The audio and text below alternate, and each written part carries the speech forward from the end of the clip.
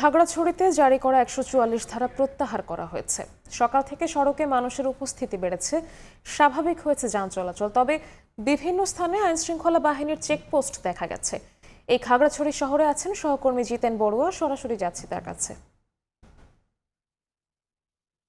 খাগড়াছড়িতে ১৪৪ ধারা যারা প্রত্যাহার করা হয়েছে, গতকাল রাতে খাগড়াছড়ি জেলা ম্যাজিস্ট্রেট ও জেলা প্রশাসক ইফতারকাল ইসলাম খন্দকার তিনি খাগড়াছড়ি জেলার আইন শৃঙ্খলা পরিস্থিতি স্বাভাবিক হওয়ার এই মর্মে আশ্বস্ত হয়েছেন।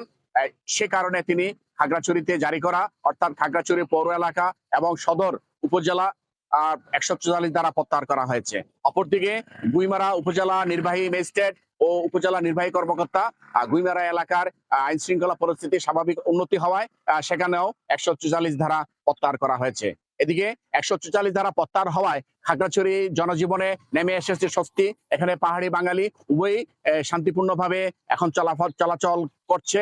কোথাও কোনো ধরনের অপ্রীতিকর ঘটনা ঘটেনি। তবে নিরাপত্তা বাহিনী জানিয়েছে খাগড়াছড়ি জেলায় জনসাধারণের জালমাল নিরাপত্তা রক্ষার স্বার্থে তাদের নিরাপত্তা ব্যবস্থা অব্যাহত থাকবে। তবে রাস্তায় যে ধরনের পোস্ট তৈরি করা হয়েছিল সহসাই এই পোস্টগুলো প্রত্যাহার করবে। খাগড়াছড়ি বাজারে আজ সকাল থেকে বিভিন্ন ধরনের যানবাহন চলাচল করছে। পাহাড়ি বাঙালিদের উপস্থিতি লক্ষণীয়। ছোটখাটো গ্রামগুলোতে অর্থাৎ পাড়ার মোড়ে যে ধরনের ছোটখাটো বাজার বসতো, বিশেষ করে খবংপুরিয়া, স্বনির্ভর এবং বটতলী এলাকায়, সেখানে পাহাড়িরা তাদের পণ্য সামগ্রী নিয়ে বিক্রি করার জন্য নিয়ে আসছে। খাগড়াছড়ি বাজারেও প্রচুর পাহাড়িদের উপস্থিতি রয়েছে। পাহাড়ি এবং বাঙালি উভয়ই সাম্প্রদায়িক সম্প্রীতির মাধ্যমে তারা বসবাস করতেছে। তবে পাহাড়িদের ভিতরে যে একটা সংশয় কাজ করছে, সেই সংশয়টা দূর হতে বেশ সময় লাগবে। তারা এখনো আতঙ্কগ্রস্ত। যে সমস্ত বাড়িঘর পড়া গেছে সে সমস্ত পাহাড়িদের বসত বাড়ি নির্মাণ না হওয়া পর্যন্ত তারা খুবই মানবত জীবনযাপন করছে। পার্বত্য অঞ্চলে একটি প্রচলিত ধ্যান ধারণা রয়েছে, যাদের বাড়িঘর পড়া যায় সেই সমস্ত বাড়িঘরের লোকদেরকে তারা কোথাও আশ্রয় দেয় না।